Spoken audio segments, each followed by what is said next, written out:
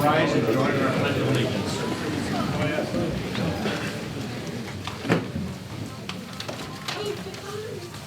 Ready? Begin. I pledge allegiance to the flag of the United States of America and to the republic for which it stands, one nation, under God, indivisible, with liberty and justice for all.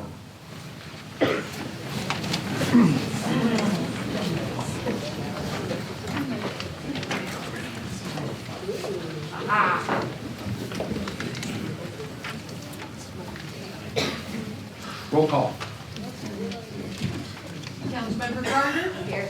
Councilmember Davis. Here. Councilmember Hepburn. Here. Mayor Pro Tem Rosales. Here. Mayor Kendricks. Here. First, I'd like to welcome everybody here this evening. I think you can tell from probably a number of people in the audience and certainly over my left shoulder that we have something happening tonight that's pretty cool. And we're going to promote 3 of our police officers in rank today. So if I can ask Jason Proust to please join me in front of the dais.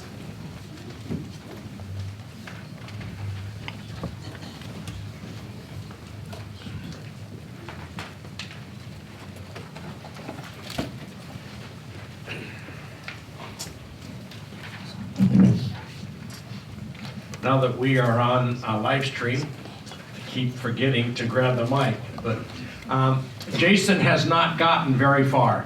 He graduated from Bonita High School, so he made a few little short steps up the hill. Began working with the city of Laverne when he was 16 years old as a recreation leader, and that was in 1990, 30 years ago. In 1992, he started his law enforcement career as a police explorer.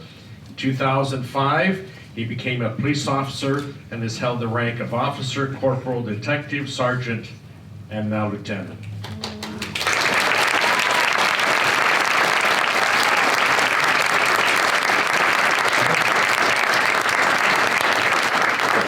And you can see from his head that it's working, so it's a little gray there, Jason. You've earned every bit of being a lieutenant. So Jason has a gift for understanding new technology and is currently the department's expert on a radio system which encompasses many agencies across LA County. And I can tell you from the little amount that I know, it's really important to have communication when you're a police officer or any public safety for that matter, because you need to get that information quickly, and to have an expert in our community is great. So to pin his badge, his mother is going to come and do that. There she is.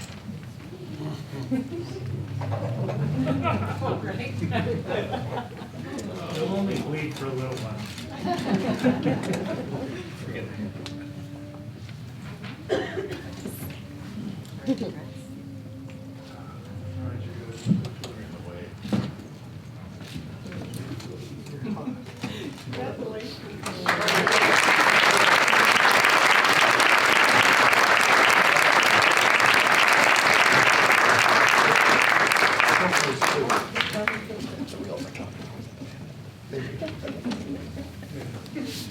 So, Jason, I'm going to give you the mic because you get to talk now. You've been here your whole life.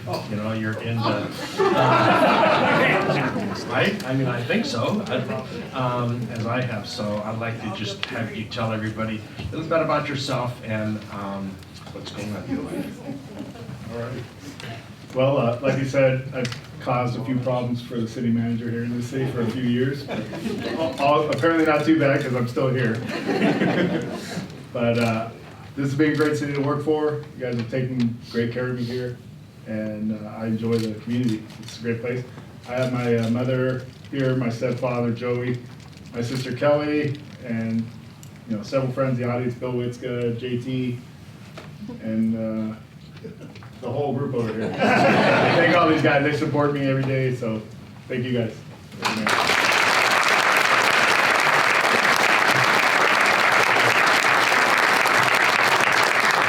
Thank you, Jason. Next is Sergeant Joshua Wells. Josh?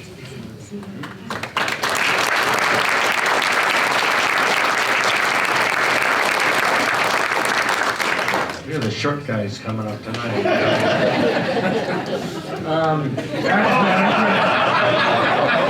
I just need a stool.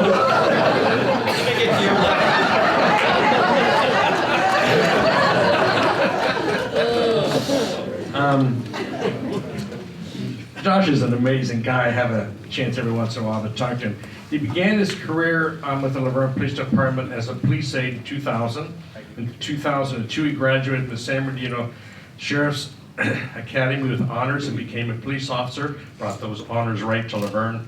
Since then, he has worked as a patrol officer, field training officer, a motor officer, and in 2006, he was promoted to the rank of corporal.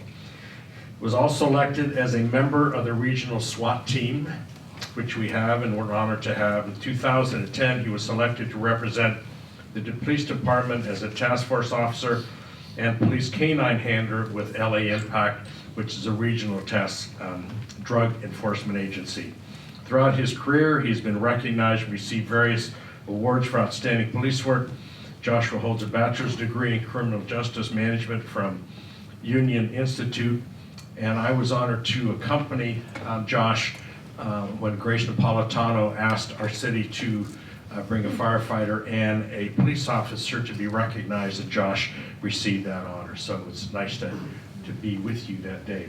And pinning his badge is going to be his wife.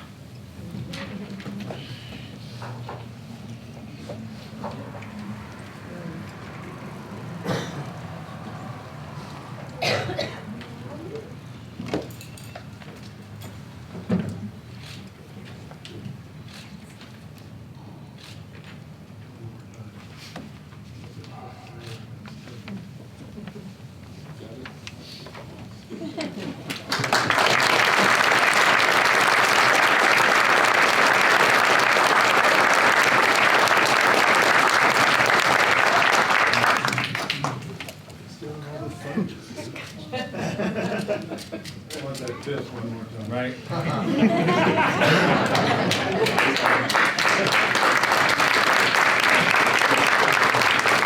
you get to do the honors. Yay, I appreciate it. Thank you, Mayor. Just real quickly, I want to show my appreciation and thanks to the family coming out. Wife, daughter Riley, son Gavin, my in-laws, Sue Cecil, Dan Cecil, retired LAPD canine handler. And I'd be remiss without acknowledging all my partners. And even the SWAT guys back in the corner in the cool pajamas. They came out. So again, I appreciate everybody coming out, and also congratulations to Corporal Weaver, who'll be up here in a second, as well as Lieutenant Prowse in the promotion. So thank you.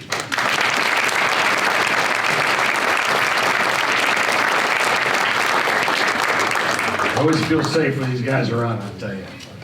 So we're moving down a rank and moving up in height. So David Weaver, come on up.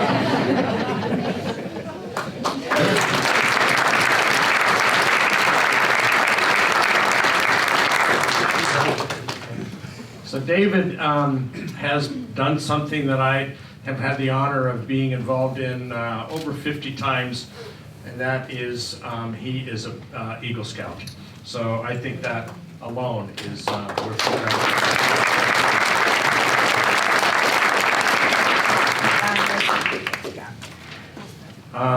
He participated in football also in the Eagle rank in December of 2008. He graduated with a Bachelor's of Science degree in Parks and Recreation Management, and in 2010 he graduated with a Master's of Education degree from Southwest Oklahoma State University.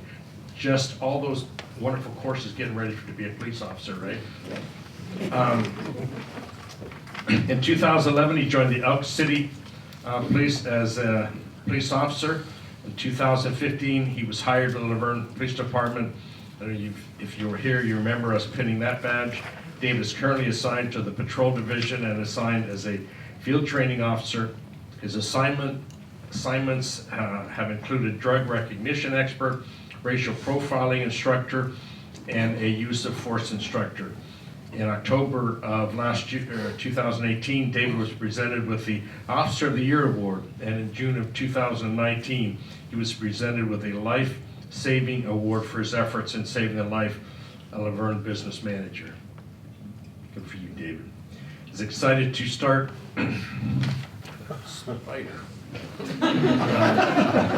David is excited to start his next chapter in his career as a corporal with the great city of Laverne, and his father will get the badge.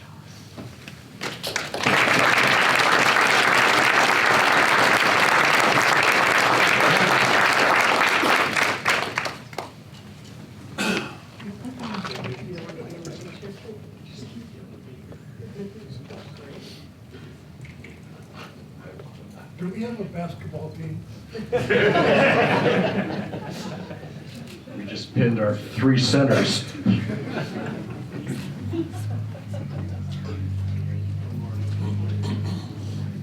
there a height requirement for promotion?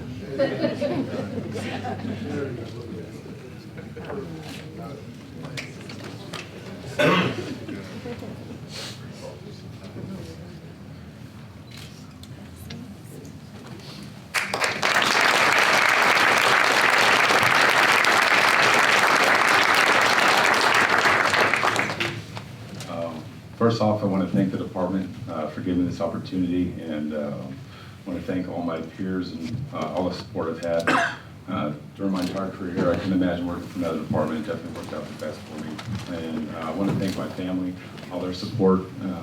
You know, you guys have been great during all of this. So I have a lot of people to introduce. I guess I'll just do it. So my brother-in-law, he actually works for the fire department, and Travis, he's here on the end. My father-in-law, Russ.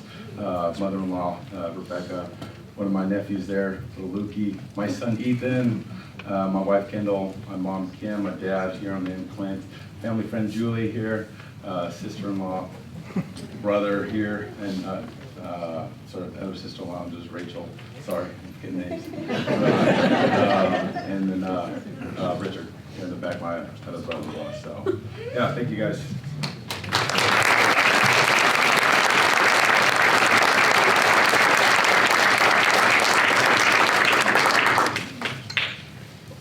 It's hard not to appreciate the 3 officers that were pinned tonight and the department, all the way from our chief, Nick Paz, on down. Thank you very much for all you do for this city, and thank you very much for being here this evening.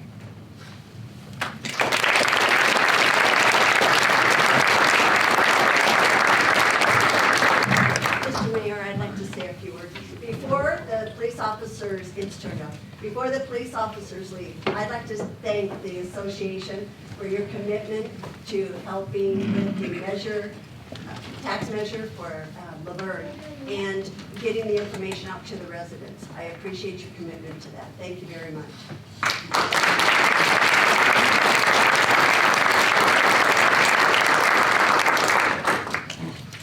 Why don't we just take a short few minutes?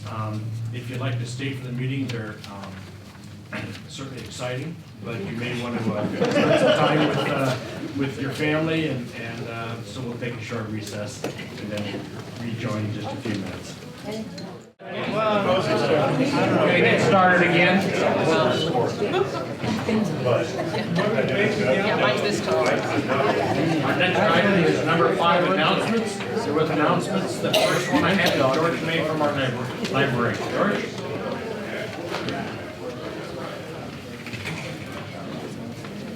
Good evening, Mayor, council members, city staff, and local residents. I'm going to talk a little bit about our program lineup for February.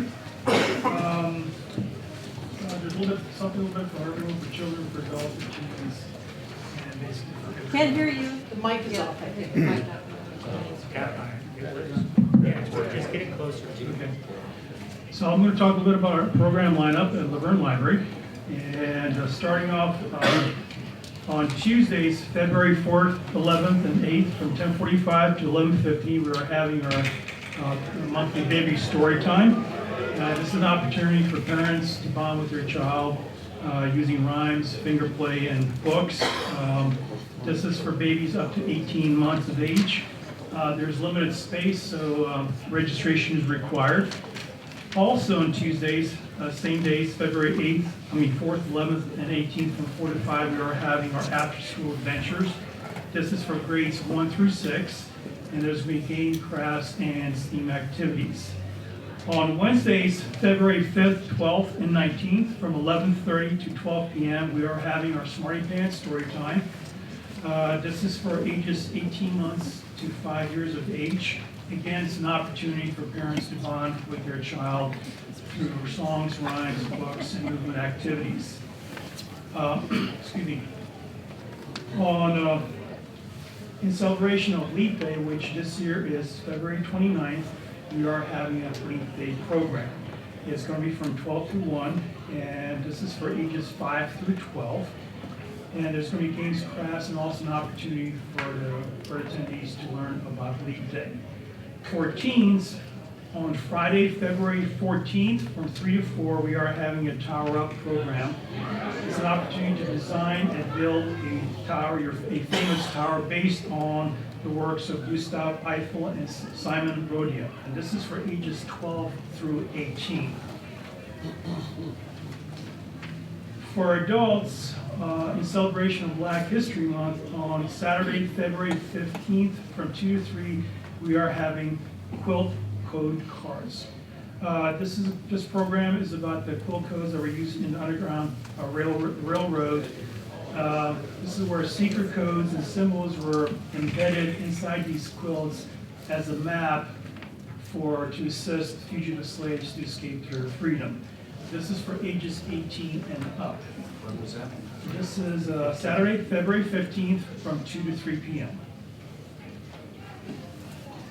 Then on Saturday, February 8th, from 2 to 3, we are having Rudy's Radical Science Projects. This is an opportunity to discover the world of physical and chemical reactions through live experiments. This is ages 7 and up.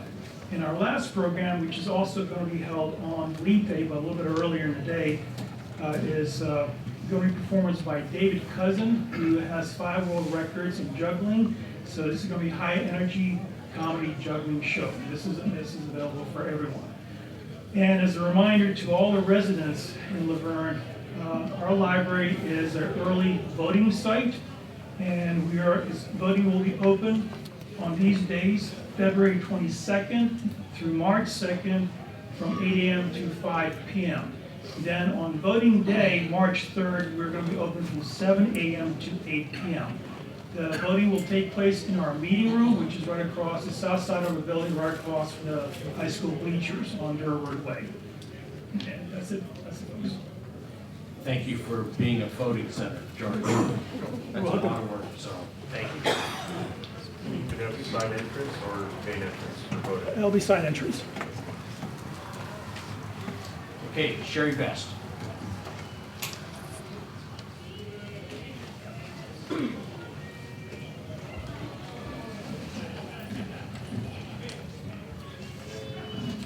Good evening, Mayor Kendrick, members of the City Council. I am Sherry Best, the president of the Laverne Historical Society, and I'm here to announce some upcoming activities. We are already signed up for all of our activities in February. So if you haven't been in touch with me, it's too late. We have to wait till next year for our Get on the Bus tours and our visit to the Pomona Valley, or the Historical Society of Pomona Valley. We're going to go visit them on Leap Day. But I wanted to announce a couple of activities coming up in March. On the 9th of March, we're going to have a guest speaker at Hillcrest who's going to tell us about Eulalia Perez, reputed to have lived to 112 years old. She was a housekeeper and cook and midwife during the time of Pio Pico, and she was the major domo, or keeper of the keys, at the San Gabriel Mission. So I've got a guest speaker coming in to tell us all about her life and times. That'll be at 7 o'clock on the 9th of March at Hillcrest. I'll have flyers out for everybody. This is open to the public, free, and we urge you to come find out about Eulalia Perez. Then the following Saturday, the 14th of March, we are traveling to the Old Mill in San Marino. And the Old Mill was the original grist mill for the Mission San Gabriel, and is a state historic landmark. We're going to tour that, and then travel over to the Colonial Kitchen in San Marino on Huntington Drive for a little lunch. So that's what's going on in March. So mark your calendars, look at my handouts. My most exciting announcement, though, has to do with the truck. The Holy God is right. Looks a little rough, doesn't it? This is the 1938 International Flatbed Work Truck that belonged to Inman Connolly, who is quite a curmudgeon, as I understand. And I didn't have the pleasure of ever meeting him, but a lot of people did know him. And he left his truck to the Historical Society, and last week, Tuesday, Sanders Towing put it up on their flatbed and they towed it to my driveway. And there it is with about 8,000 spider egg cases all sticking to the wood on the flatbed. And so we are inviting anybody from the city who would like to join us for the 1938 International Beautification Workday. They were holding on the 22nd of February at my house. And we are going to rub some of the dirt out of the metal part of the cab. We're going to power wash this, and we're going to take all the old wood off the bed and consign that to the dumpster. I have already spoken to a good friend of mine at Hillcrest, Leroy Lapp. He is going to rebuild oak stringers for the base of the truck, and we'll be rebuilding the whole thing. A member of the Historical Society has volunteered to drop in a new engine and drivetrain, and we want to try to work with the R.a.g group, I think, over at Fairplex to do the brakes and some of the other work on the truck. Now, the ultimate goal, and I'm hoping we can do this by July 4th, is I want to see this truck at the parade. So I see it as a parade vehicle. Yes, indeed. It's been in the parade. And it will be in the parade again, and all we need is your time and money. So I have already opened a GoFundMe account. I've already had a couple of donations. So check your email if you're a member of the Historical Society. I will figure out how to get that link to the GoFundMe account out there so people can make a contribution to helping get this truck up and running again. It will be another example of the pride of Laverne. So thank you all for your support, and come join us. Yes? Tell them how many miles it has. Over 900,000 to my knowledge. 950. There you go. And the fun story about Inman is he once got a ticket driving into Los Angeles to recycle things for driving too slow on the International. So anyhow, I don't think it goes much above 40 miles an hour, but we're not going to need it to do more than that for the parade, right? So, okay, I'll put the flyers up front. Thank you. Thank you.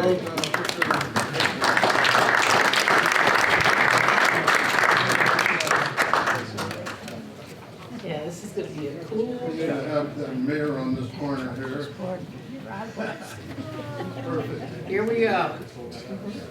All right. That's a jewel. And one It more. is. There. Thank you. And anybody's welcome to come have a look. Bring a thing of ant. Bug spray. Spider spray, right? Yeah.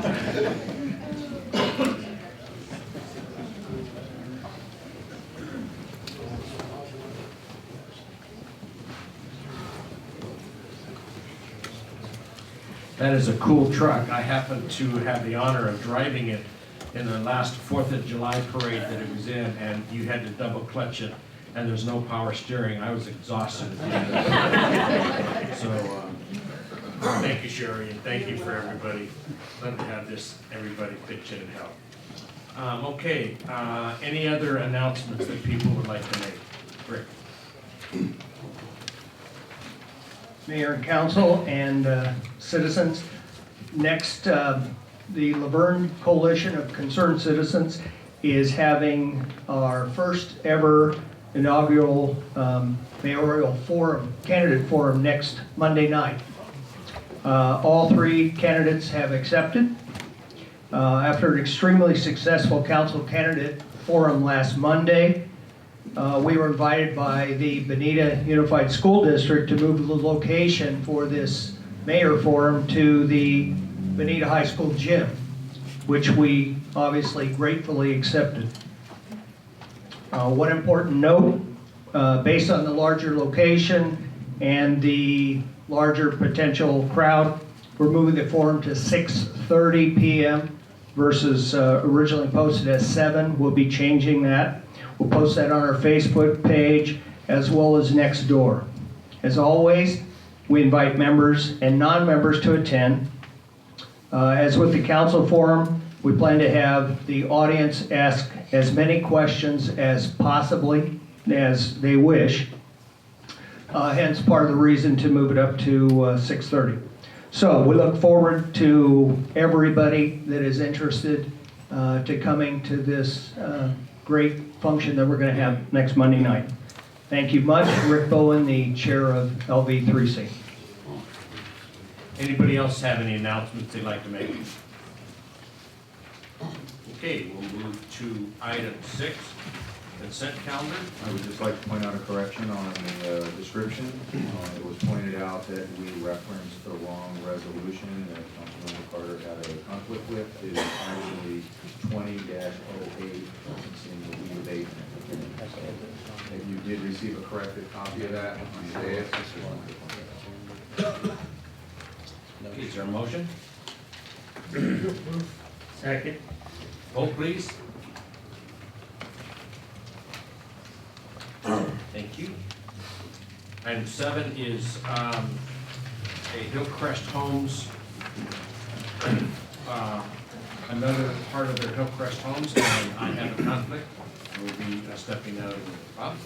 As well as Councilmember Pepper equally has a conflict in this, which is so stated. Candace will come up and give a brief report. I'll take over from there, sir. Certainly, Mayor Pro Tem, it's all yours. Candace, welcome. Thank you. Please, if you have a report for us. Thank you. Good evening. At the last city council meeting, the council conditionally approved a master plan amendment, a zone change, and a general plan amendment to modify and develop neighborhood 6 of the Hillcrest master plan, including construction of 14 senior homes. The alley vacation portion of this item was continued to this meeting to allow the required public noticing on site. The notice of the request for vacation was posted on site at 6 different locations along the alley on January 15th to meet all of the requirements. This application is proposing the city vacate the alley fronting the northern boundary of the project between Magnolia to the west and Park Avenue to the east.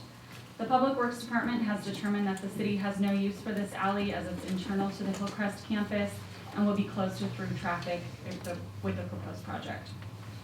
The Planning Commission determined that the city's disposal of the alley is consistent with the practices of the general plan and determined that the alley is currently only used by Hillcrest Homes employees and residents, and with the proposed development, it will be a dead end and not open to through traffic.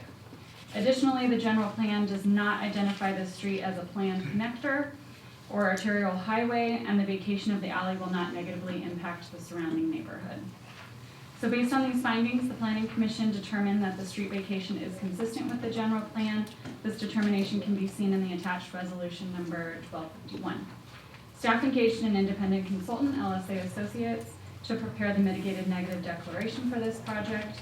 With certain mitigation measures, the project is not expected to have a significant impact on the environment. The M&D was also attached with your previous your review. Staff and the Development Review Committee and the Planning Commission recommend that City Council conditionally approve case number 90-19 BAC, adopting resolution number 20-6 based on the staff report and the proposed conditions of approval. Are there any questions? None. I just have one. Who's in charge of the maintenance for that alley? Currently, the city, The city? yes, And in vacating it, would we also, all the maintenance would go to Hillcrest.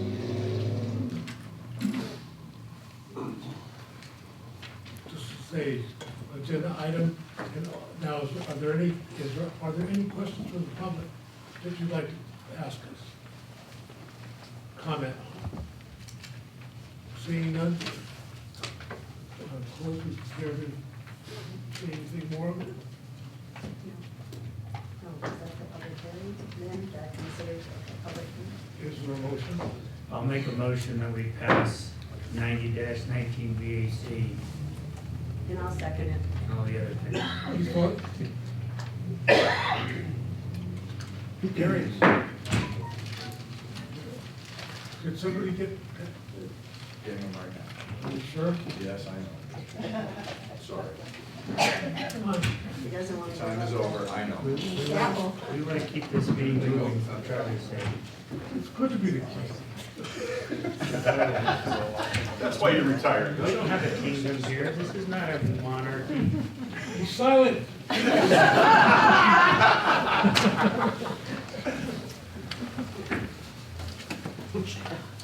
Charlie had his hip replaced last week, and he gets a little sideways sometimes.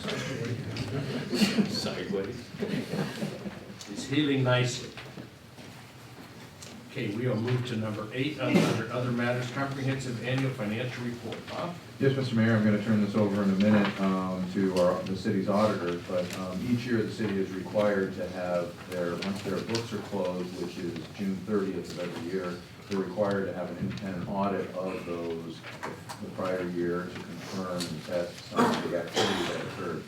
That process takes several months to put together, and actually it culminates in a final report, which is the capper that you have before you in the packet.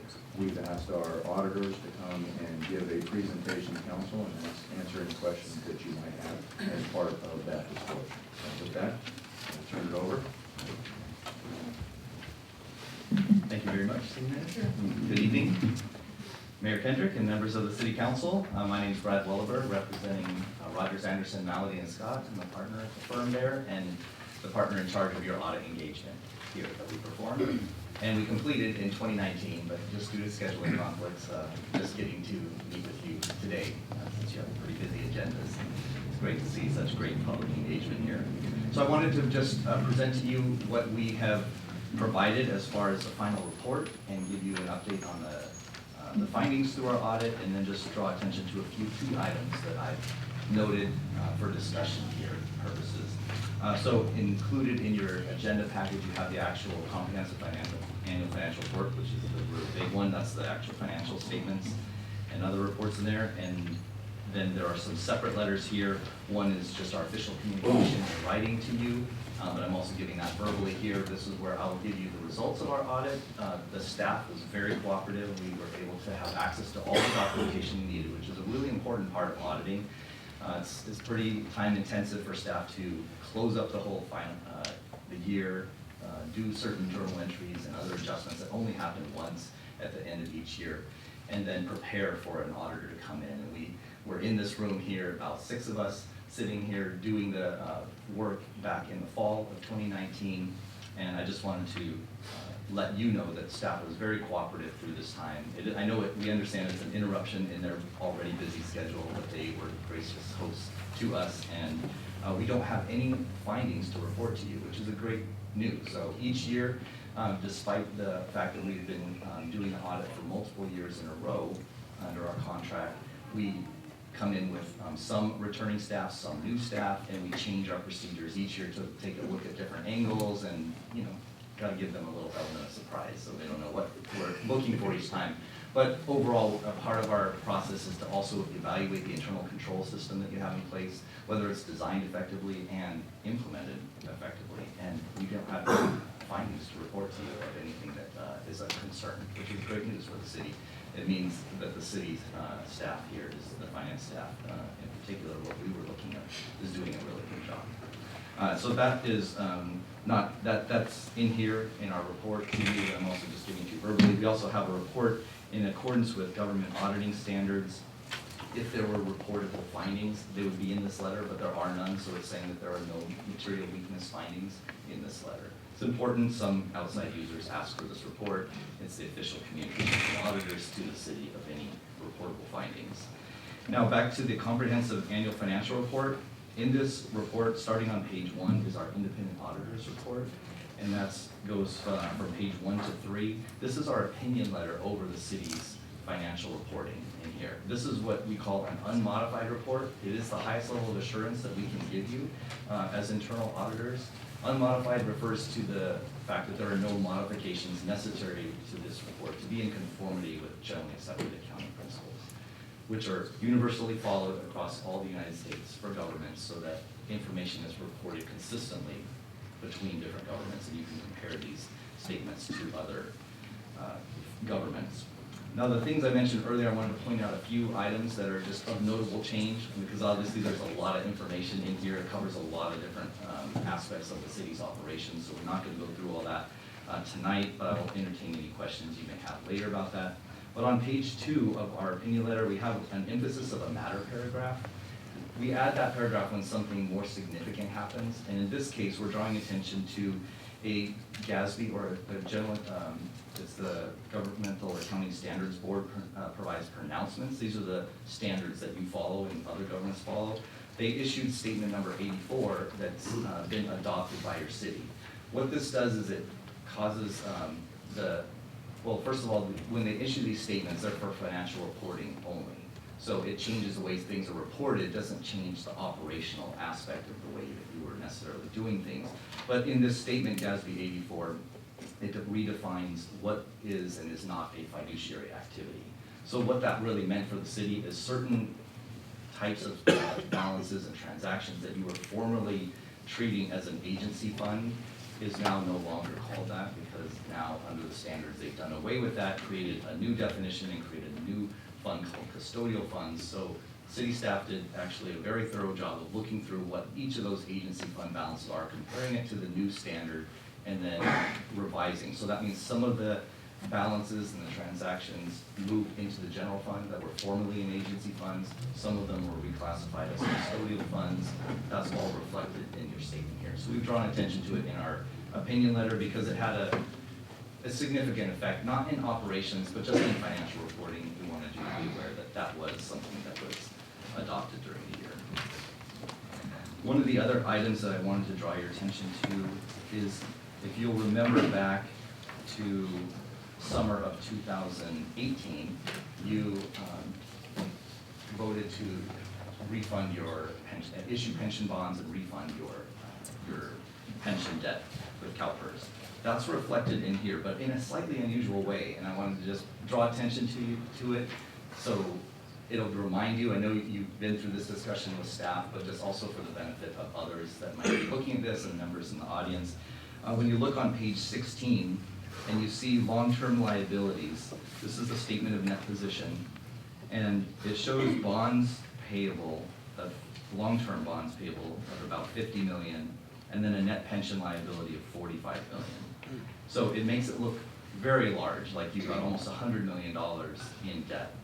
And it is true for financial reporting purposes, this is the correct presentation, but what I want to draw attention to is if you move up to about the middle of the page, the deferred outflows of resources, there's a pension-related deferred outflow of 53 million. That's not normal, but what's really happening here is that you issue the debt, and debt follows on the cycle of your fiscal year, but all items related to pensions are on a period 1 year ago, as of 2018. So we have a measurement date issue. So only this year, you see this very unusual thing where you have about 100 million in debt, but really it's about roughly half that, because this 53 million that is in a deferred outflow for financial reporting purposes will, so although you technically refunded those pension bonds, in reality, it doesn't reflect here. But there is no disclosure about that back in here in the notes on page 63 that detail about that. So just wanted to draw attention to that. The other item that's different compared to the prior year on page 16, if you look at the restricted cash balance, there's about $500,000 there. That also is referenced here as note 2, and that's related to the section 115 trust, which is also tied in with the pensions. So that is given some additional detail on page 50 of the report. It talks about the section 115 trust and that money is held there by the city, but it's entrusted and can only be used for pension purposes.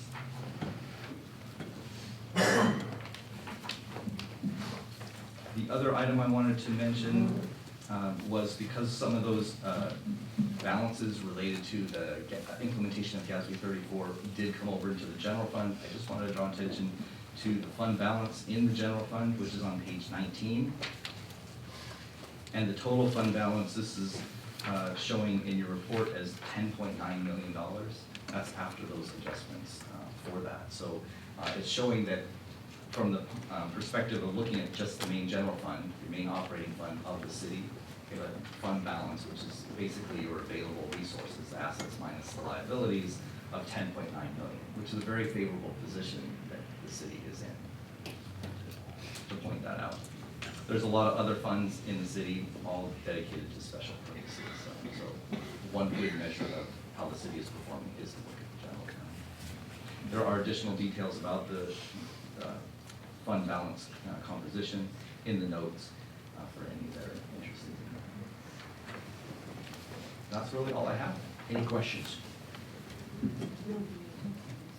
Very detailed. Thank you. You're welcome. Don't leave.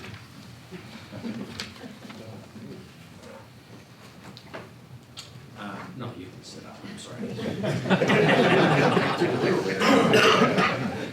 I mean, don't go home. Is there anybody that would like to make comments from the audience? We'll open it up for questions and comments. Yes, sir. Can you just come up to the mic and let us know who you are, please? I have a question.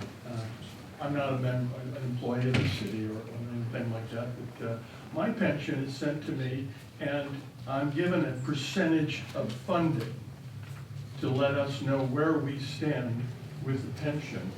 Has that been done, or is there a figure for that? Just out of curiosity.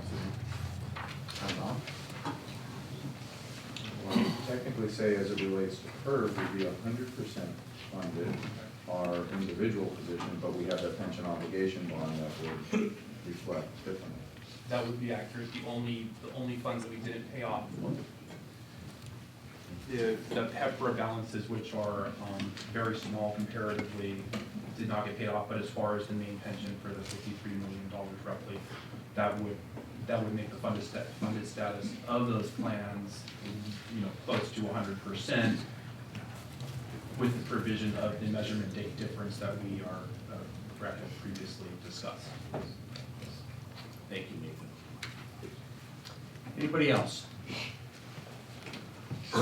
Okay, if we could have a motion to receive and file the comprehensive annual financial report. Second. Vote please. Thank you.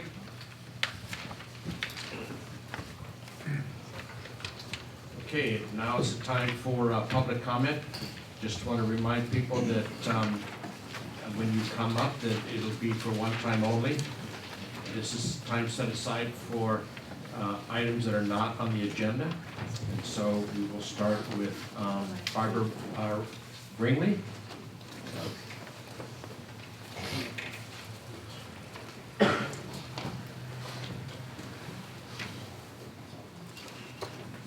My name is Barbara Rougeley. Good try. Oh, I'm sorry. That's fine.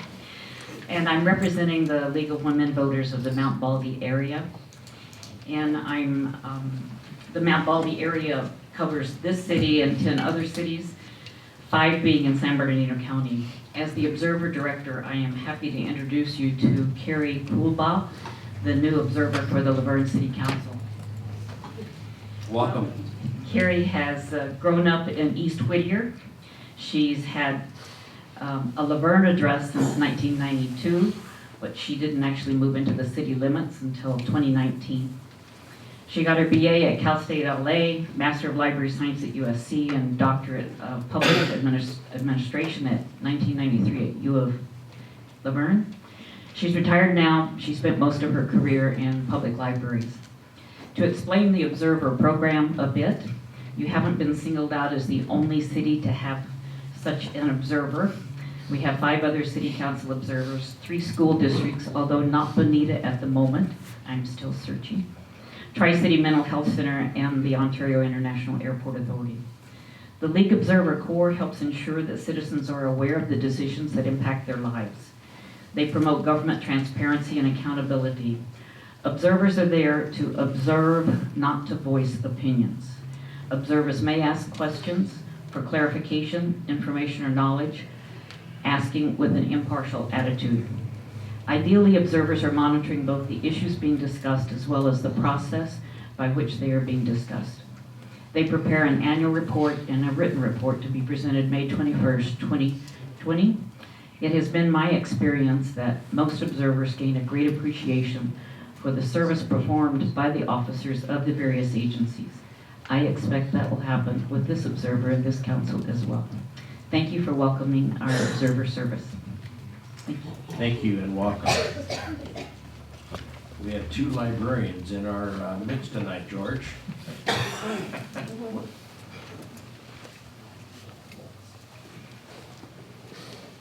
Krista, check back.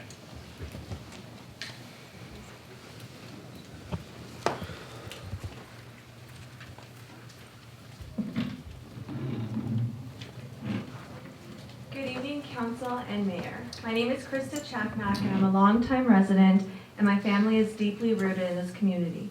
I live here, work here, and raise my boys here. Laverne is home. Over the past couple of years, I've watched our community become divisive, distrusting, and combative over challenges with our city's finances directly impacting our city's services and city employees. At this time, we have an opportunity to come together to work on solutions to address our city's financial challenges. I have personally taken the side of supporting yes on Measure LV, which will positively increase our city's finances to create more funds to support our city services and city employees. The outstanding leadership and community involvement that the Police Officers Association, as well as several city employees, has shown in supporting this measure makes me proud to be a resident. If you love this city as much as I do, vote yes on Measure LV and secure Laverne. Thank you, Krista. Jim Murphy.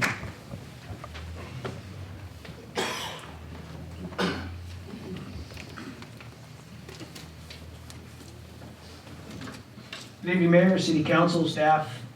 I wasn't here for the last public comment at the last meeting because I think we went for about 3.5 hours. So I was just off of surgery, couldn't hang with you guys. So I'm gonna try to pick up where I would have left off there. But I got something in the mail today that kind of prompted a few different comments. I got this, Tim. So I got a chance to look at Mr. Hepburn's mayoral campaign, and I wanted to bring up a couple things that are in here that may help our city, Tim.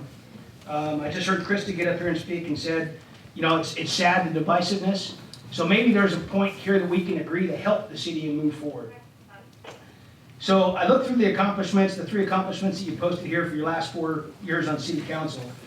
Talked about changing brands at the grocery store, stopping the trains from honking their horns, and the golf course swap. I was with you on that, Sierra Laverne and Marshall Canyon, but I'm not sure we can call that a victory quite yet after looking at Sierra Laverne yesterday. Looks pretty sad. But you went further in here, you say that to quote you, it says, address the needs of city employees. That's kind of where I want to pick up my comments. I thought of our current situation with the firefighters union. And so I don't want to go into all the detail that I have here, but suffice to say that we've been through the text messages. Union says this, Tim tells them that. We went back and forth on labor negotiations. We went back and forth on the lawsuit. So there was a lot of give, and I'm thinking now might be the time to take. So I wanted to address this tonight and maybe take a look at what's on the back of this and see if there's any benefit here to the city of Laverne. So you got a nice colored picture here with the union representatives from the Laverne Firefighters Association. And I thought, there's the hang-up. These guys haven't had an MOU signed since June 2017. Good opportunity to lead in our city. So what I wanted to do is bring up some things tonight that maybe if there's a lot of people in the room and certainly others that don't really understand what's going on right now. Forget the text messages, we talked about those. We know about the termination of the fire chief from the DACE. We know about, listing you as a witness for the union to settle that $5.5 million settlement. So we know you've been right in the thick of it. And maybe that's where you can help our city, Tim. So we moved through 3 fire chiefs. So we've had our fire chief that was let go, or resigned after a very tumultuous 2-year lawsuit. We saw the interim chief come in. We thought he was gonna fix things. That didn't work. We have a new interim fire chief that's trying to do the same thing. But, you know, when I look back at it, Tim, you said that the first fire chief was the problem. He's been gone 15 months. We still have issues. We have a closed fire department. You can call it brownout. I get the terminology. But that's not functioning any longer. Think about those residents in North Laverne that don't have access to that immediate medical response. We don't have that. So I looked at what's gone on in the time since the settlement. So all the requirements of that settlement from the union's perspective have been met. They now have promo lists. They've had some promotions. They've had 4 promotions, as a matter of fact. 2 battalion chiefs, a captain and an engineer. We've had a wildland fire program that's been implemented. All those things that they said was the problem have been fixed. But yet we still have issues. So let me tell you where we're at. We looked at what's happened in manpower. Before this settlement, we lost 2 firefighters to departures, not counting not counting retirements. We lost 2 in 5 years. We lost 8 last year. So this new interim chief was supposed to be the answer. That wasn't it. Promoted some of the union leaders. That wasn't the answer either. So the new leadership has failed the city in the fact that we've lost 8 people in the last year. And I want to cite, because I hear what the union's going to say. The union's going to say, these people don't want to be here. They want to go to LA County. Got to remember that we have a Pet Depot in town. We have a CVS in town. Costco sells that same stuff. But yet there's people who work at Costco for more money. But there's people that work at Pet Depot and CVS as well. So it's not just a money issue. It's the mentality and the morale that's in that department right now. And that's got to fall in the leadership of that department. The battalion chiefs, the interim chief, the captains, all responsible for that. That article I read out of the paper, and I think it might have been one of the union guys that said it, somebody lasted 11 hours. They quit our fire department after 11 hours. Do you think they had one chance to see any of you who keep getting blamed for this issue? I can't even put that on you, Tim. They didn't see anybody in the city. They saw the morale that was in the fire department, and they walked after 11 hours. So this is where you come in. I don't want to make this like I'm picking on you, but there's an opportunity you have here to lead. You have that opportunity because you have that relationship with our firefighters union to bring these people together to the table. Since 2017, June, almost 3 years ago, we haven't had any kind of relationship or agreement with the department. Here's your chance. Here's your chance to lead, Tim. But here's the one thing I want to tell you. It's the morale in the department that's causing this. And I'm hoping that that's the olive branch you can extend to these guys. Right now, what we heard was it's internal. So I got an internal source that came to me and said, it's not just pay. We got $5.5 million. That should have averaged out after taxes and legal fees to about $80,000 a firefighter. Remember, all 26 guys were listed on that lawsuit. $80,000 a piece, rough and dirty. That's an approximate. Some of the union leaders walked away with 6 figures out of that, is what this internal source is saying. You want to know why these guys are unhappy in the department? Because they were on that lawsuit and they didn't get the same amount of money. That can be solved. I'm pretty sure since you've given them information, they're willing to give you out what was paid. It's a public it's not a public document, but it's a registered document because the IRS had to get it. Maybe you can find out if that is our internal morale issue. It'd be nice to know that. We're also hearing that there were a couple promotions that didn't sit well with the rank and file. People were passed over for promotion so some of these union leaders could take those opportunities. Here's the opportunity. So I'm going to close on this because Charlie needs to get home, get more of his meds. So let me go back and talk to you about what's going on now. So we've seen a recent display in the last city council meeting where one of our union, or not a union leader anymore, but a fire department leader got up and went on a rant. That shouldn't be acceptable here. To me, that would be a form of insubordination, in my opinion. So we need to look at that. I think you can help there, Tim. Also looked at these guys showing up at a political event on duty in uniform. Another place, you happen to be there at that, as I was. That's another place where you could advise them that this isn't right for our city right now with the problems that we have. But here's what I'm going to leave you with. So after all this, what we're seeing here with this brownout or this closure of Station 3 is we're seeing that politics has now overcome public safety. And that's not acceptable in any city, much less Laverne. So I'm asking you, you like to say you listen to the public? Here's your chance to listen to them. But I want some action. I want to start seeing some leadership. Bring the union to the table to fix the discord in this department right now. It's time for the firefighters to sit down and, like every other group in this city, every employee group has ratified an MOU with the exception of them. Bring them to the table. You have that relationship. Now's the time to lead.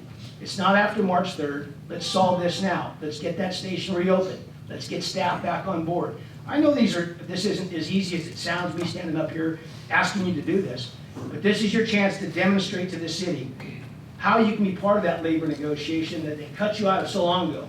And I know it's going to be easy in your comments to close tonight to say, well, they took me out of it. They voted me out. They don't want me to be part of labor negotiations or part of any of the legal stuff. But you know there's a reason for that. Stand up and be a leader. Show these four why you don't need to be back into that group making those decisions as a group of 5. Now's the chance to lead. That's what we're asking for tonight. I appreciate your time, Mr. Hepburn.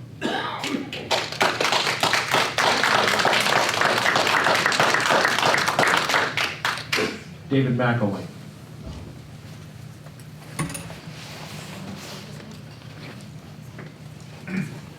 Happy birthday. Well, thank you. Good evening, Mayor Kendrick, members of the City Council. My name is David McElwain. I live at 2525 D Street, and I've lived here in Laverne for about 25 years.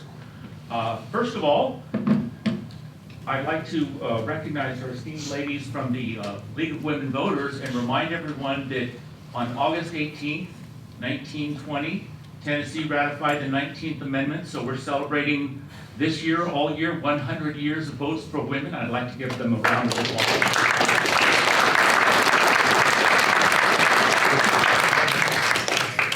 Next, I'd like to talk about the fact that I'm here today, once again, in support of Measure LV. I'm asking my neighbors to vote for Measure LV to support Laverne's financing, its city employees, its operations. And there's been a lot of opposition to LV, and a lot of it is based in the fact that people claim there's waste in city government, right? Waste, excessive salaries, perhaps even fraud. I did a little checking, and there's a website called Transparent California. You can find the compensation and benefits paid to any government employee, including myself before I retired, for any government employee from 2011 through 2018. That's the most recent figure available. And so I looked up the city of Laverne. And anyone can do this as well. But I found out that in the city of Laverne, we spent about $19 million in total compensation for city employees in 2018. We had 331 total city employees, including 122 full-time employees. You take that $19 million, and some odd, I don't have it handy because my phone isn't working, but you divide that by our population of 32,000.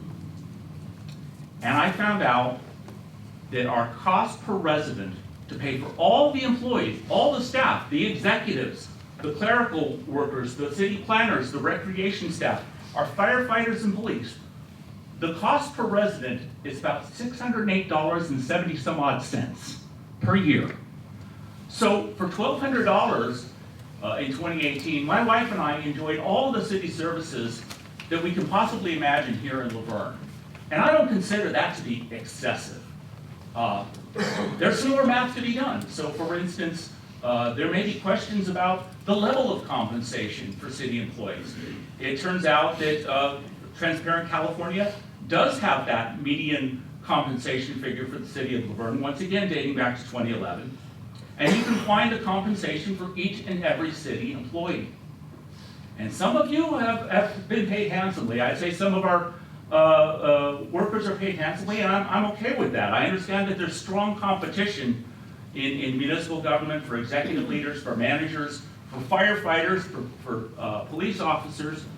But by the time I come here before your next meeting, I'm going to do a little bit further analysis. I'm looking at the 5 cities immediately below the city of Laverne in terms of population, and the 5 cities immediately above. Right now we're the 251st largest city in the state of California. So I'm going to look at Dana Point, which is 246, up to Laguna Hills, which is, or Laguna Niguel, I think. Cheap places to live. Yes, which is 251, and I'm gonna no, 256. Sorry, and I'm gonna compare the median salaries of the employees of those comparable cities with the compensation received by our own city managers and executives. And I hope to be able to report that out to you.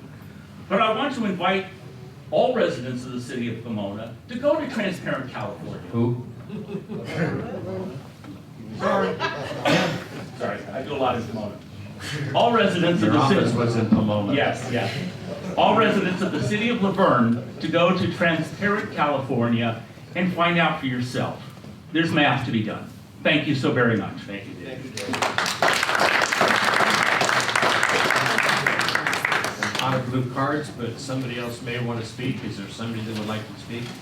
If you do, yes, sir. If you can just let us know who you are, and so we can My put it name is down. Richard Ross. I'm a resident of Laverne. I live on Canyon Crest Drive. Welcome. And we seem to have some representatives from the fire department here tonight. What do they have to say to the issues that are at hand here in our city with their discrepancies and the way they feel about the way they've been treated? Have they made a forum to the city? Have they come up and, would any of the gentlemen would you guys like to come up and say something? Why don't you let the population know how you guys feel? They're on the clock. And I don't think that'd be appropriate. We're not allowed to. Oh, okay.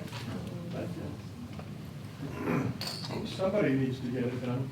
Anybody else would like to speak under public comment? George. Hello, everybody. George Henderson from Old Town Laverne.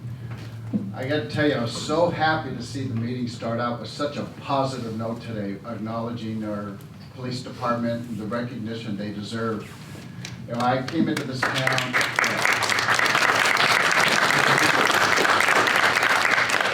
I remember coming to Laverne in the late 80s, and through that time, I had 4 teenage boys I was raising.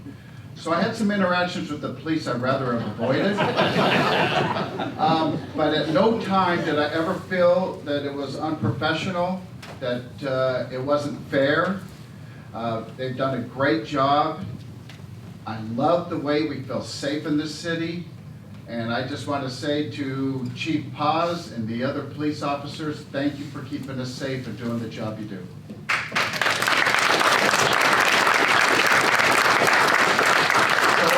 On this tax measure that's coming up, I have to confess my first instinct is no.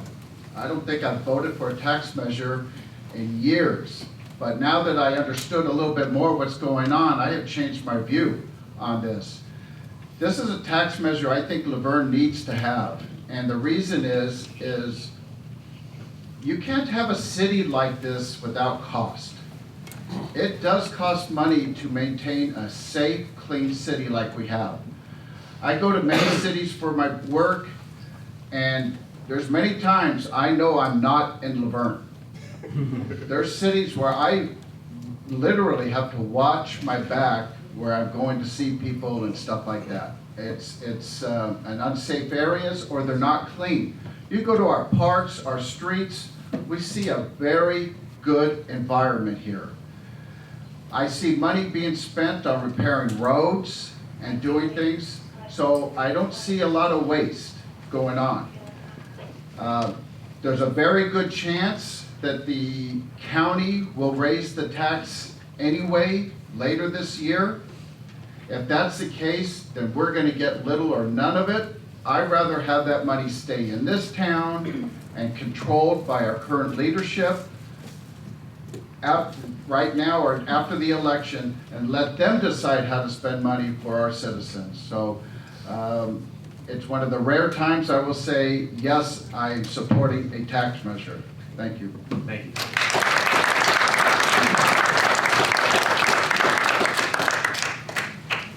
Any,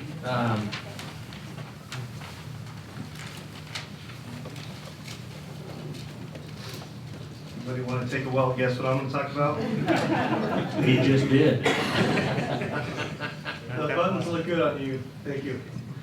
Mr. Mayor, members of the council, and city staff, my name is Mark Gutierrez, and I'm the president of the Verne Police Officers Association. Since the initiation of this campaign, I can't help but notice a lack of or misinformation regarding Measure LV. I'd like to take a quick moment to explain some of those points we've come across.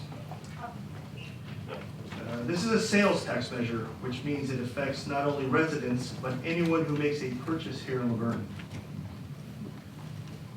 This does not affect your property tax, and it has nothing to do with your income tax. Yes, it is a tax increase, but it's a sales tax increase. And the city is in need of a great deal of some additional revenue right now, and this is a great way to capture it. By voting yes on LV, every cent earned from that increase will stay here in Laverne, and Laverne only. This money will go to help the city maintain its quality employees and the excellent service that comes with it. If you shop in Glendora, Pomona, Monrovia, Pasadena, Arcadia, Glendale, Covina, you're already paying that tax increase that we're trying to accomplish here. And by shopping there, you're helping those cities improve their services. It's time Laverne does the same. When the tax measure passes in Laverne, our sales tax will be capped at 10.25. This means the residents will not have to pay any additional increases in sales tax if raised by the county or state. Thank you for your time. If you have any questions, please see me or visit us at www.securelaverne.com. Thank you. Thank you, Mark.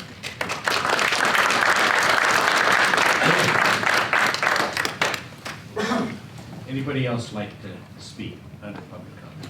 Rick?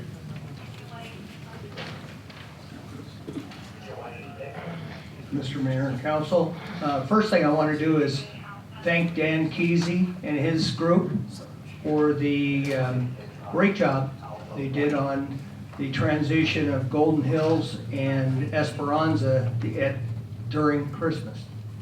It was quick, it was easy, and I just wanted to compliment you on a great job. I'm not going to respond to Mr. Murphy at this point, but I will say one thing. I guess not all of us have internal sources that we can rely on to get information from the city. So I hope that's very apparent.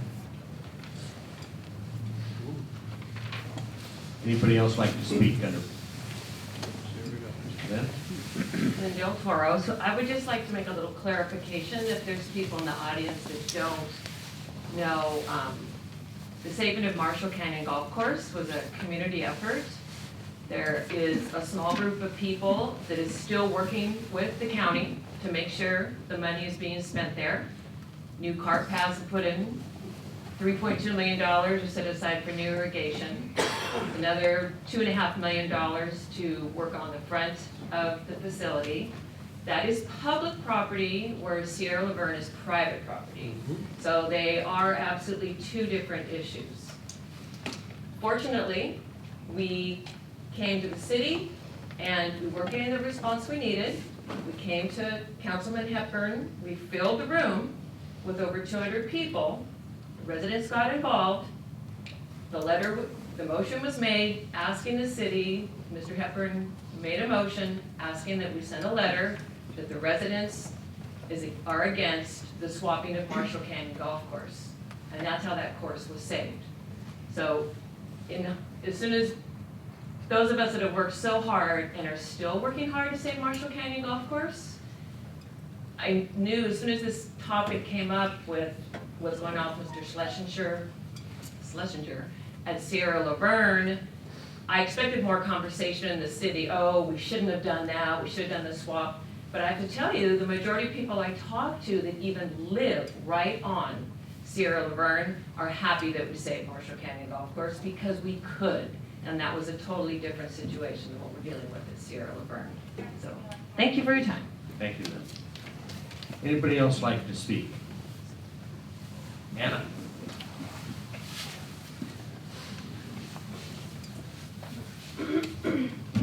Ann Anderson. Okay, so we have to hear about the fire department again and everything that's happened, and okay, let's face it. I don't want to have to talk about this, I don't have to bring it up, it's over, but evidently it's never going to be over. The city's never going to heal because this stuff just keeps coming up and coming up and coming up. First of all, I want to talk about the fire station that closed and tell you the story. I used to bring my granddaughter up that hill since she was 2 years old. And every time we went up the hill, she'd look for that red fire truck and that green fire truck. And finally, when she got a little older, when we went up the hill, she finally was not saying anything. And she said, I said, Autumn, do you want to look at the red fire truck or the green fire truck? And she said, Grandma, you've been fooling me. This is not a fire station. This is a garage for those two trucks.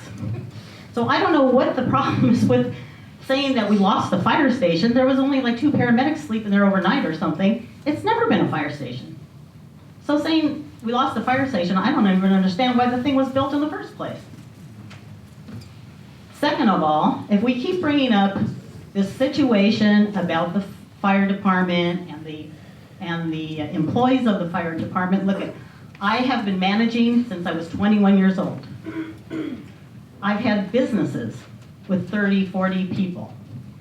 If you keep talking like this about the employees, they're never going to be happy. You think these people are happy listening to this kind of stuff? You think they want to stay here? Do you think we're going to get other employees? This thing was a mess for a year and a half. I knew how it was going to turn out. I've dealt with employees. You can't treat employees like this and think, oh God, everybody's going to come here and want to work here. Look, we got to stop bringing it up. It's got to be over. We got to heal. And if you keep bringing this up as a political hit, it's not good. It's just not good. It's over. So I don't like this kind of stuff. I don't think that we should be bringing our employees into this again and talking about them and saying we need to handle them again. Let things work out, because keep doing this. I know employees. I know how they are. You can't treat employees like this. You can't keep treating employees like this. You can't keep talking about them in a negative way and think everything is going to turn out. It won't. So let's try to heal here, even though it's a political thing, and you know, some people are for one person and some people are another, and you know, they try to find ways to be negative and be condescending. It's getting pretty bad. So I don't know what to do about the employees. I can understand why they're like they are. I wouldn't want to work here. I'm telling you right now, I wouldn't do it. Not like it is now, because it's never going to heal. It just keeps going. So we keep bringing it up and bringing it up and talking about it and going over it and bringing up papers and the court thing.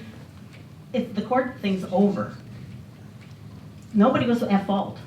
We're done. I mean, let's just leave it alone, because I feel sorry for these guys. If they were my employees, I'd have to think of a different solution to handle this, because this is not working. And we're not going to get people that want to work here with this if it keeps going on like this. And for you, those of you who've had employees, you got to know what I'm talking about. This is not the way to treat employees. It's just not good. That's it. Thank you, Emma. Is there anybody else that'd like to speak? Chris.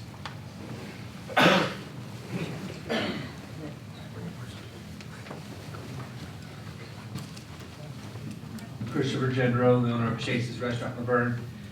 At the end of this meeting, public comments, I would ask that the mayor and Councilmember Hepburn state emphatically the answer to this question. Are you in favor of the fire department going to county? It's very clear in the lawsuit, it's very clear to anyone who has any common sense that the solved solution of the whole thing starting 5 years ago was to run the Downey course with the attorneys and go county once the council changed. The reason it keeps coming up is obvious. We have an election on March 3rd. It depends on these people's decision about going county. There's not a fireman in this city that doesn't want to say the words, but they all want to go county. There's more money there. Yet it's overwhelming citizens have said we don't want to go county. Yet we need a firm answer tonight from you, Mr. Mayor, and from you, Mr. Councilman. Are you going to go county?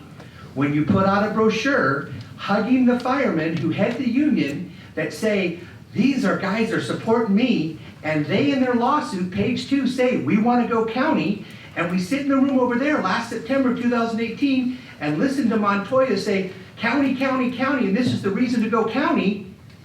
Wake up. They want to go county, and they're relying on you to go county. You need to say emphatically before people go to the voting booth on March 3rd, I am against going county. And if you can't say that, I'm going to assume that my words are right, and those guys are not saying it for a right reason, political reason, that they've been taught through lawyers and their union. So say it tonight, both of you. Do you want us to go county or not? Who's us? Thank We you. don't even live Thank there. you, Chris. Anybody else?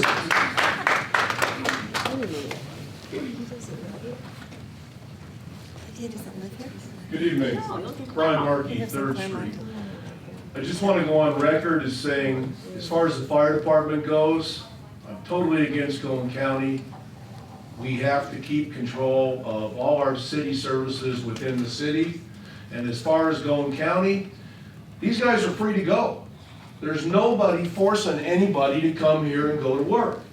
And as far as working for the county, go. That's all I got to say. I've had enough of this. Quit the whining and either go or stay. Thank you. Thank you, Brian. Anybody else like to speak? Okay, move to item 10, council comments. Tim? I see some voted stickers on people's shirts and stuff, so the absentees obviously have come out. People are voting. Again, we'll restate that 22nd of February, the polling booth's open till March 3rd. Absentees are out today and tomorrow, so please use your option and please vote. And also, please support Measure LV. Yes on LV. Thank you. Yes, I was very happy with a lot of the comments tonight talking about our city employees. Lynn, thank you also for clarifying. Marshall Canyon is still being watched. That's important to note, and because I've heard so many things about the two being lumped together, so thank you for clarifying that. Robin, is your mic up? Yes, it is. Let me move it over this way. And the ones that have thanked city employees, that's where I want to stick with the focus. And there is one person that doesn't get the recognition that I feel he deserves, so I'm going to talk about a couple topics that is moving our city forward. And we need to be proud of the city we live in and what is going on here. And you don't understand how much goes on to the day-to-day workings, even from all of us who are on so many committees, moving the city forward. So on the topic I'm talking about, as you all know, I'm on Gold Line, both the JPA, which is the Joint Powers Association, and then Gold Line for the Construction Authority. And that is for the construction, approval of everything to do with the construction, buying the trains, everything. So that is a decision factor. And so the CEO, when it came down to White Avenue, the decision came down to our city manager, Bob Russi, and he's very modest. We don't brag about what we do, we just talk and move things forward, but I'm going to brag tonight about how hard he works here. The CEO, after White Avenue, a lot of comments came out once we decided to come up with the concept, maybe it needs to be widened or what all's gonna happen in the future here.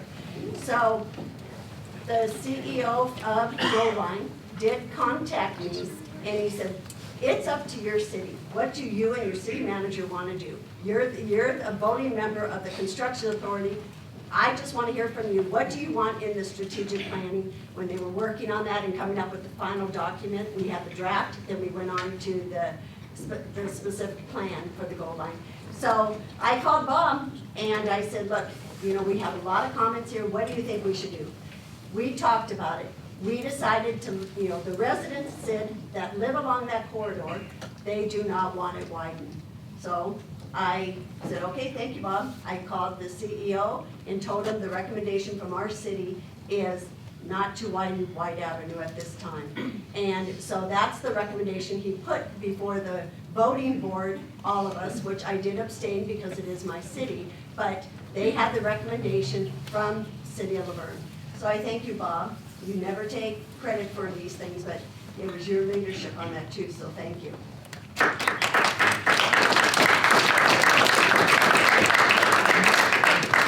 In the other area that Dawn, I would like you to go in deeper on this because Dawn and Bob worked very hard on this, our growth, our regional growth that through the San Gabriel Valley regional, Catherine Barger, our supervisor for the county.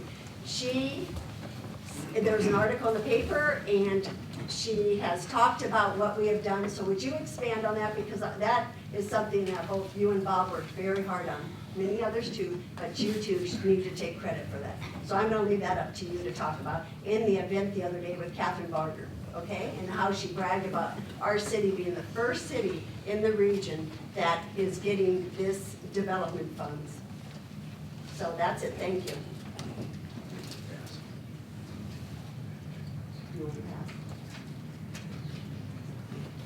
I'm passing too, because I want to help Charlie get out of here. What Catherine Barger last week talked about was the EIFD, the Enhanced Infrastructure Financing District, that through Laverne at no cost to the taxpayer is going to raise in the next 20 years or so approximately $33 million for infrastructure work. What that will do is it will bring developers into the city faster, build what they're going to build faster, and we can enjoy what they're going to build faster. Once we did that about 2 years ago, we worked with the county, and the county basically said, we don't know anything about EIFD, so what, and Charlie was in on this too, what are we don't want to be a part of it. And so we educated through our staff, through our community development director, and a specific through Bob Russi to create a policy in Los Angeles County that they could not only use for us, but they could use for other communities as well. We're the very first city in the entire state of California that went down this road, and we're the very first city in LA County to have a partnership.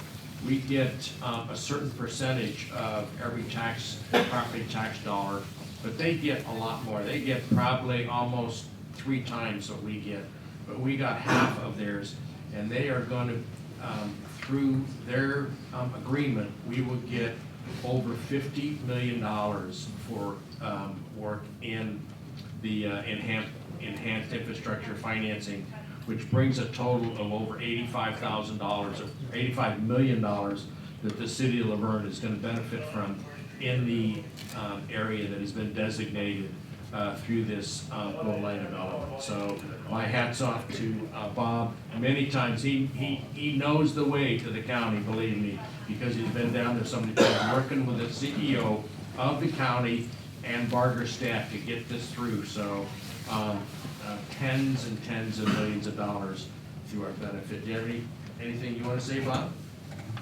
First of all, thank you for those kind words, but it truly was a very group effort from the council, from Barker staff, from county staff, from our internal staff that really moved this rock as long as it did. But it did result in the benefit to Laverne that we were looking for, so thank you. We were thrilled to be down there, and the comments last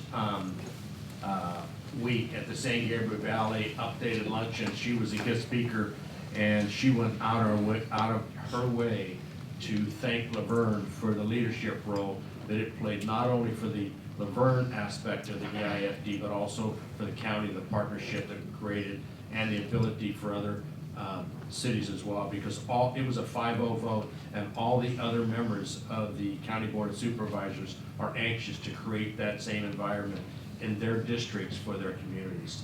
So it was a real plus.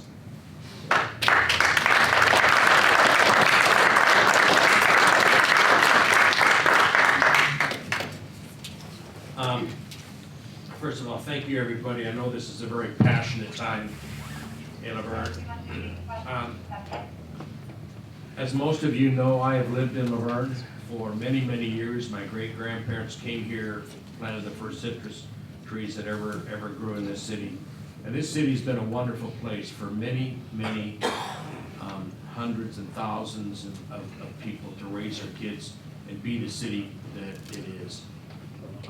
In 2011, we were honored by Family Circle magazine as one of the 10 best family places to raise a family.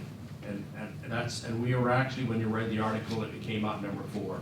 Still have a copy of it, and it's an honor for this city to be at that level. It has been called Mayberry more times, I think, than Mayberry. That's the level we are. And some of the things that are going on in this election, I've worked really, really hard to do things for this city. And I just would like to read some stuff that is being said about me on the streets. And I don't appreciate it because Don wants to go county sheriff and county fire. That's absolutely not true. I am probably the biggest advocate for our police and fire in this city. Unless the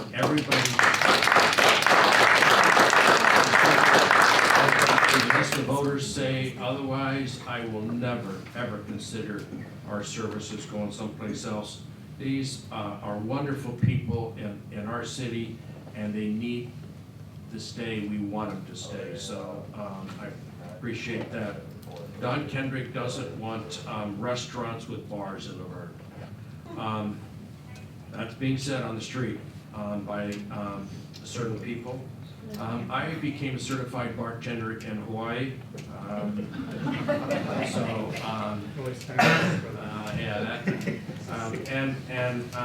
When I was waiting for my submarine to come in when I first got there, I think the biggest honor I had was, unbeknownst to me, I was sent over to Ford Island where the highest ranking Navy lived, and I was the bartender for the celebration party for Apollo 13, which was amazing. I got out of the Navy at 74. I went to the Hotel and Restaurant School at Cal Poly. At the same time, I started working for the Cass and Cleaver organization, 10 years. The San Dimas Cass and Cleaver in 1980 was opened by Don Kendrick. That was my buy-in partnership restaurant. So anybody that's going out there saying Don Kendrick doesn't like restaurants with bars, it's an absolute lie. We reached 100 restaurants in Laverne, and I'm the pusher. So I think restaurants are the best way to get other people to spend money. And what Mark talked about, the tax measure, about 1/3 of the sales tax revenue that comes into Laverne comes from outside Laverne. So when you say yes on LV, you're actually only voting for 2/3 to be paid by Laverne residents. So think of that. Don Kendrick is shady and greedy. Anybody that knows me would never make those statements, ever.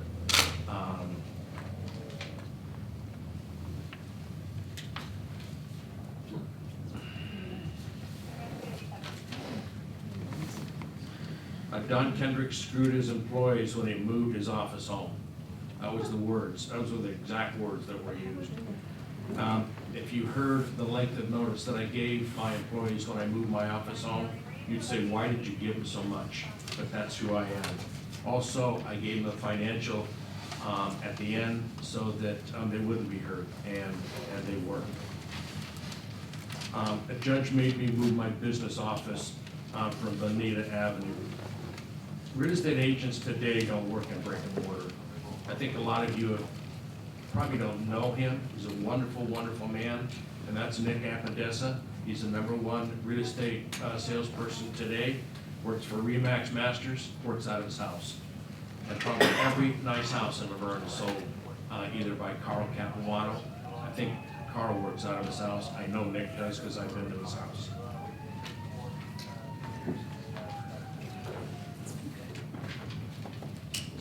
Two of these 5 are on the 3 C's Facebook, Rick.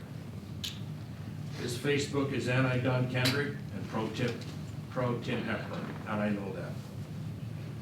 Tim, I'm asking you, I'm not saying you are, but please stop the dishonesty. Rick, I hope that next Monday, that it's a fair mayor's. We are adjourned.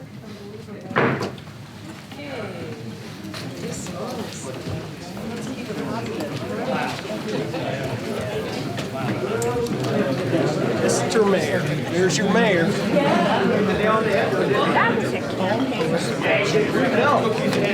on the head.